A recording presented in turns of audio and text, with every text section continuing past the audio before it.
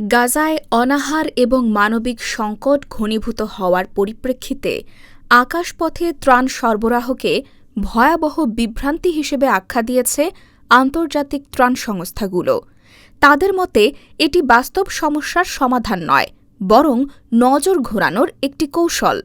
Israeli সামরিক বাহিনী রবিবার জানায় তারা গাজা উপত্যকায় আকাশপথে ত্রাণ সরবরাহ করেছে। এর পাশাপাশি জাতিসংঘের ত্রাণ কনভয়ের জন্য তথাকথিত মানবিক করিডোর ঘোষণা করে ইসরায়েল। সংযুক্ত আরব আমিরাত এবং জর্ডানও শিগগিরই আকাশপথে ত্রাণ সরবরাহের পরিকল্পনা করছে। ব্রিটিশ প্রধানমন্ত্রী কিয়ার স্টারমার বলেছেন, তার সরকার যা কিছু করা যায় সব করছে গাজায় ত্রাণ পৌঁছে দিতে। তবে ইন্টারন্যাশনাল রেস্কিউ কমিটির সিয়ারান ডনেলি বলেন, আকাশপথে ত্রাণ কখনোই প্রয়োজনীয় পরিমাণ বা মানের সহায়তা পৌঁছাতে পারবে না। অধিকাংশ আন্তর্জাতিক ত্রাণ সংস্থা এবং মানবাধিকার সংগঠন সতর্ক করে বলেছে, গাজায় ব্যাপক দুর্ভিক্ষের আশঙ্কা তৈরি হয়েছে।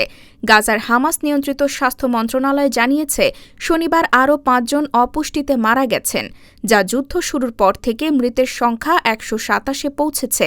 এর মধ্যে ৮৫ জনই শিশু।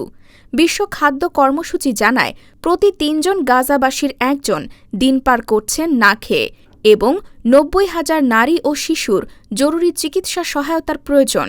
জাতিসংঘের ফিলিস্তিনি শরণার্থী সংস্থার প্রধান ফিলিপ লাজারিনি বলেন, আকাশপথে ত্রাণ সরবরাহ ব্যয়বহুল, অকার্যকর এবং ভুলভাবে হলে অনাহারক্লিষ্ট মানুষদের প্রাণহানির কারণও হতে পারে। তিনি জানান, জর্ডান ও মিশরে ইউএনআরডব্লিউ এর প্রায় ৬,০০০ ট্রাক প্রস্তুত রয়েছে, কিন্তু গাজায় প্রবেশের জন্য প্রয়োজন রাজনৈতিক সদিচ্ছা। তিনি বলেন, সড়কপথে ত্রাণ পৌঁছানো অনেক সহজ, কার্যকর, দ্রুত, সস্তা এবং নিরাপদ। এটি গাজাবাসীর জন্য বেশি মর্যাদাপূর্ণ। ইসরায়েল বলছে, তারা ত্রাণ সরবরাহে কোনো বাধা দিচ্ছে না। তবে জাতিসংঘ দাবি করছে, ইসরায়েলি বাধার কারণে তারা গাজায় ত্রাণ সরবরাহ করতে পারছে না। এদিকে হামাসও দাবি করেছে, তারা ত্রাণ লুট করছে না। ইউএসএআইডির সাম্প্রতিক এক প্রতিবেদনে বলা হয়েছে, ত্রাণ লুটের কোনো সুসংগঠিত প্রমাণ মেলেনি। গত বছরও পশ্চিমা ও আরব সরকারগুলো আকাশপথে ত্রাণ সরবরাহের চেষ্টা করেছে।